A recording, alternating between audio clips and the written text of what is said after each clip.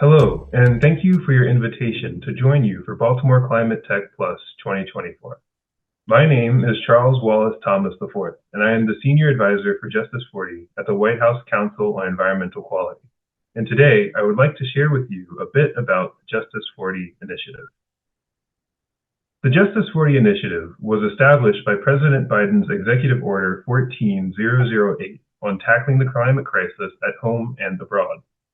The Justice 40 initiative aims to deliver 40% of the overall benefits of certain federal, climate, clean energy, affordable and sustainable housing, clean transit, and other investments to disadvantaged communities that are marginalized by underinvestment and overburdened by pollution. Many of these investments come from President Biden's bipartisan infrastructure law and the Inflation Reduction Act, which have supercharged our efforts to fight climate change, expand clean energy, and build healthier communities for all people. Importantly, though, the Justice 40 initiative isn't a one-time investment or a single pot of money. It's fundamentally reshaping how the federal government works to ensure that communities which have been left behind and have faced underinvestment are seeing the benefits of the president's historic investments. President Biden's environmental justice agenda is guided by his core belief that every person deserves access to clean air, clean drinking water, and a healthy community. And agencies have been working to ensure that we're meeting those objectives through the Justice 40 initiative.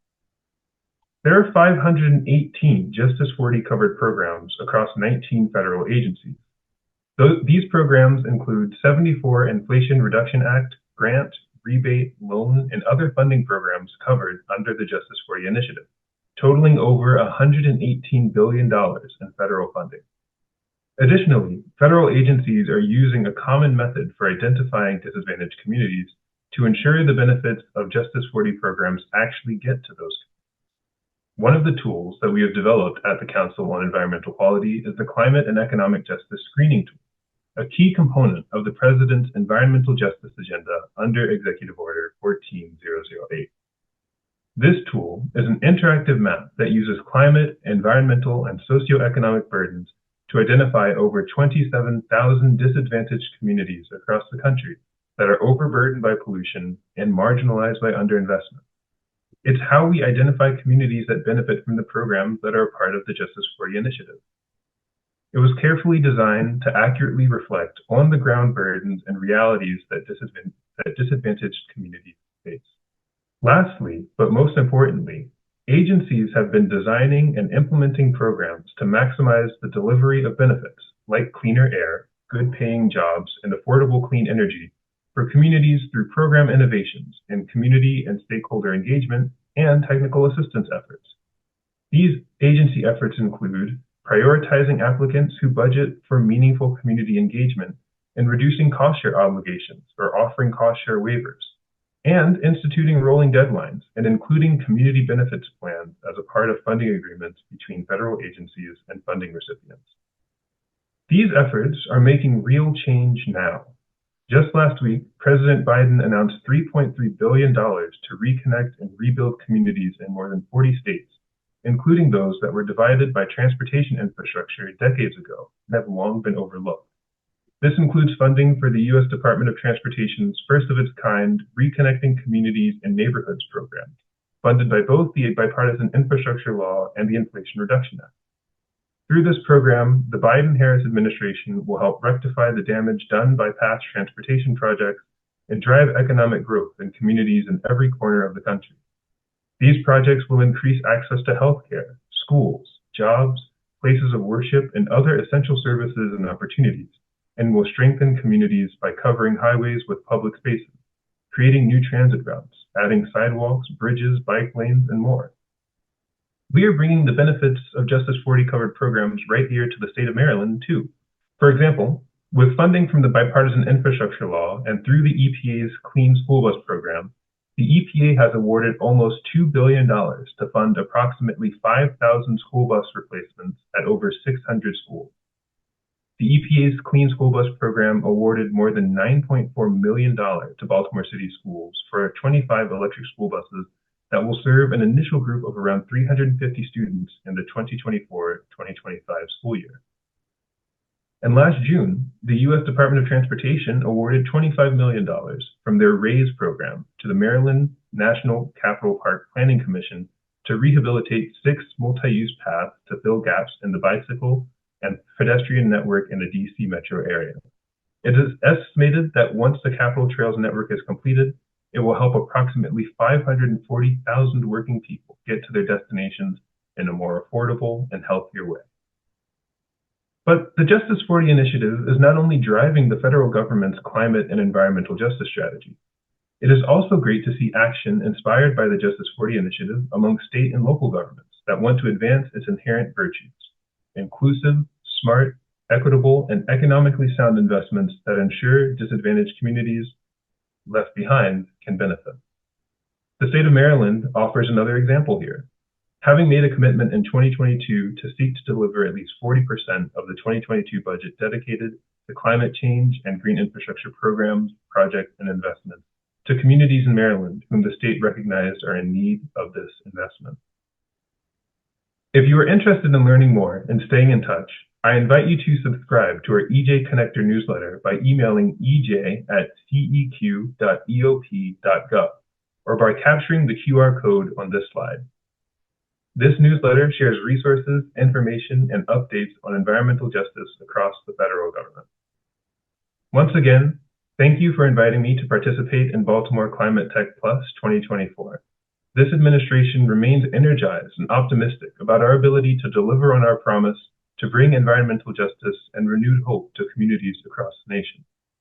And thanks to President Biden's leadership and the landmark laws passed by the last Congress, the United States finally has the policies and resources we need to make significant progress toward our ambitious goals. Together, we can work to ensure that every person lives in a home that is lead-free, is able to drink and swim and fish in water that is healthy, to breathe air that fills their lungs so that they can live flourishing lives without worrying about the health and well-being of themselves or their families. And we can make real the promise of a just and equitable nation for all. Thank you. Awesome presentation. Thank you so much, Charles. I appreciate that. I just have a few quick questions, if that's okay. Of course. Okay. So one of the things that I love about your initiative and the climate justice map is that it's really easy to find. You know, I'm often fumbling trying to find out where's that link for the website, but I just Google a climate justice map and it comes right up. I'm talking about the climate and economic justice screening tool, which was initiated by your office. Talk to me about maybe some barriers to adoption that you might be seeing out there. Well, one of the fantastic things that we've been able to do with CJust is we offered a beta version in the beginning, and we reached out to an open source community of academics, professional data scientists, and others in the communities that we were actually hoping to identify to make sure that we were doing the best that we could with the tools that we had created to really capture what on-the-ground conditions were like in the United States for disadvantaged communities. And so after initiating that beta version, we were able to take in feedback and the current version of the CJust tool and are continuously working to improve it such that we can have the most accurate data available so that program administrators and grant writers and other folks applying for federal funding have the best tools available to do the analyses necessary to identify how their interventions are going to be able to help disadvantaged communities. So I would say one of the barriers that we were able to overcome was making sure that our tool was useful to folks through a collaborative and inclusive iteration process. Got it. Another question I have for you. Did you say there were 24 clean buses coming to Baltimore City Public Schools? 25. 25. In the 2024 school year, 2024-2025 school year. That's right. That's amazing. That's amazing. And are those propane or electric or? So they're a combination of energy saving and electric school buses. And so it will vary across the country, but the goal is that Through this program, students across America will be able to wait for their school buses and get on their school buses without having to worry about emissions, exhaust, and other things that might harm them over the long term. So we're really excited about this program. Sure, sure. It's a great solution for the idling challenge. Buses idling in front of school sometimes. So this is the first I've heard that these buses are coming to Baltimore. So I'm glad you made the announcement here first. Um, I know Montgomery County has been very aggressive. Montgomery County, Maryland, has been very aggressive. I think they have more electric buses in Montgomery County than any other state in the nation. So, it sounds like Maryland's really leading the way, and the Biden-Harris administration is leading the way when it comes to environmental justice. So I want to thank you. I want to thank your team for all that you're doing out there in the nation's capital to support efforts throughout the country. So thank you so much. Thank you, Aaron. It's been a pleasure to be here, and we're happy to contribute anytime. Thank you so much. I appreciate that. Have a great day. You too.